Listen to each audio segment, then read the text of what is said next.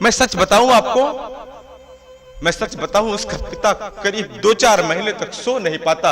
जब बेटी के विवाह को निश्चित कर दिया जाता है, सो नहीं पाता वो। मेरी बेटी का विवाह है, विवाह है मेरी बेटी का। अभी कार्ड छपवाने हैं। यदि कार्ड नॉर्मल हो गया, कम पैसे वाला हो गया ना, तो मित्र क्या कहेंगे, बेटी के ससुराल वाले क्या कहेंगे कि तुमने नॉर्मल कार्ड छपवा लिया क्या। उसको नींद नहीं आती कि ससुराल वालों ने बड़ी मांग की है। आज का जो युग है ना, ये दहेज से प्रताड़ित कर रहा है। वो पिता सो नहीं पाता कि बड़ी मांग हो गई है, बड़ी मांग कर दी गई है। वो पिता जो महीने में केवल 20,000 कमाता है, 20,000 महीने में कमाने वाले पिता से जब 20 लाख की डिमांड की जाती है ना, तो पिता को नींद नहीं आती। वो पिता सो नहीं पाता। जिसने बेटी को पढ़ाने में करीब लाखों रुपए बर्बाद किए हो और उसी बेटी को भी लिया जा रहा हो, बेटी भी जा रही हो और बेटी के साथ में दहेज के रूप में 20 लाख भी जा रहा हो, उस पिता पे क्या बीतेगा आप बताइए, आप बताइए। मैं तो रोकूं आपको, जितने भी यहां पर माता कामाख्या के भगत बैठे हैं, जो भी माता कामाख्या के मंदिर में आते हैं, आप एक संकल्प लीजिए, एक संकल्प लीजिए कि आज के बाद आप कभी भी दहेज नहीं मांगेंगे, नहीं मांगेंगे आप आज के बाद कभी भी दहेज। दहेज मांगना केवल बेटी से मांगना नहीं है। अरे बेटे के पिता, मैं आपको बताऊं, आप अपने बेटे का व्यापार कर रहे हैं, आप अपने बेटे का व्यापार कर रहे हैं, अपने बेटे को बेच रहे हैं। आप एक पिता से उसकी बेटी को ले रहे हैं, उसके साथ में यदि उसके दरवाजे पर आपकी थोड़ी सी इज्जत नहीं हुई तो आप रुष्ट हो जाते हैं उस बेटी के पिता के ऊपर। एक बार आपने सोचा कि बेटी का पिता सो नहीं रहा है, एक बार आपने सोचा कभी क्या कि वो कुछ खा नहीं रहा है बेचारा, इस समय मेरी बेटी का विवाह है, मेरे दरवाजे पर बाराती आएंगे, उनकी मैं सेवा ना कर पाऊं तो बड़ी बेइज्जती हो जाएगी। कभी आपने सोचा क्या, कभी सोचा आपने? आपने कभी नहीं सोचा है।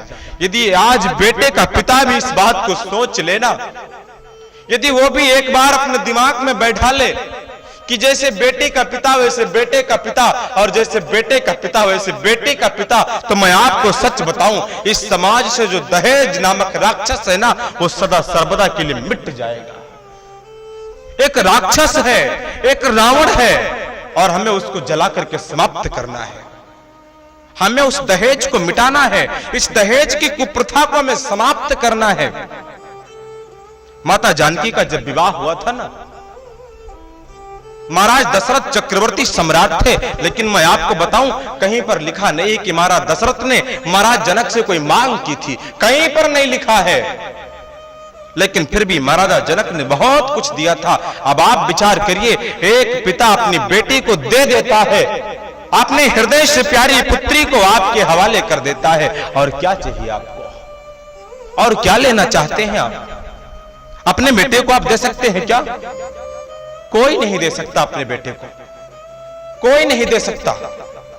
इसलिए मैं आपसे निवेदन करूं, जहां तक मेरी ये आवाज जा रही है, यहां पर बैठे हुए लोगों और जो घर में भी बैठ करके श्रवण कर रहे हैं, जो घर में भी सुन रहे हैं ना, मैं आपसे भी एक ही अनुरोध करता हूं, एक ही निवेदन करता हूं, और मुझे पूरा विश्वास है कि आप मेरे निवेदन को स्वीकार अवश्य करेंगे। आज के बाद में एक संकल्प लीजिए कि कोई भी दहेज नहीं लेगा, कोई भी दहेज नहीं लेगा।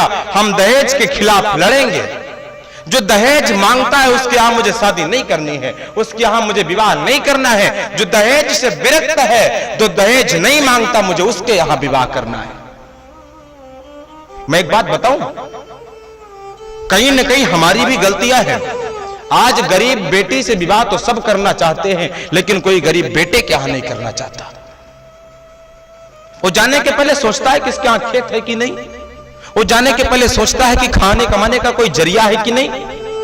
लेकिन मैं आपको बताऊं, वो जितना गरीब होगा उतनी संस्कारी होगा, क्योंकि आज 100% में 95% संस्कारी बालक, संस्कारी परिवार केवल गरीबों के यहां पाए जाते हैं। अमीर के यहां तो गौ माता को हटा करके कुत्ते पाले जाते हैं।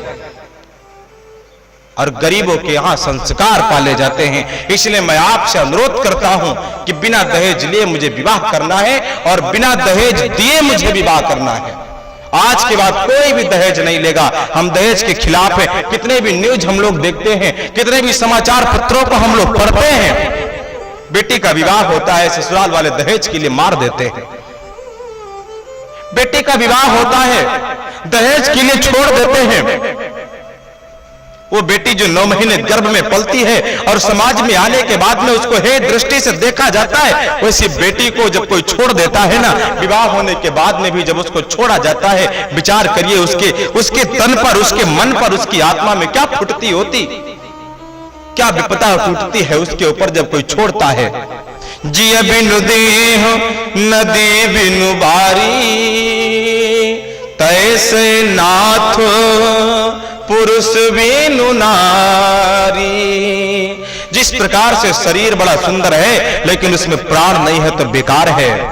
जिस प्रकार से खेत तो बहुत है लेकिन कोई जल का संसाधन नहीं है तो बेकार है। उसी प्रकार से एक पत्नी, एक बेटी, एक पुत्री यदि पति नहीं है तो बेकार है। और ऐसी पुत्री, ऐसी बेटियां, ऐसी हमारी बहनें विवाह होने के बाद में उनके साथ में घटनाएं घटती है तो उसका 95% कारण केवल दहेज होता है। इसलिए मैं आपसे अनुरोध करूं, मैं आपसे निवेदन करूं कि आप बिल्कुल भी ऐसा न करें, बिना दहेज लिए विवाह करें।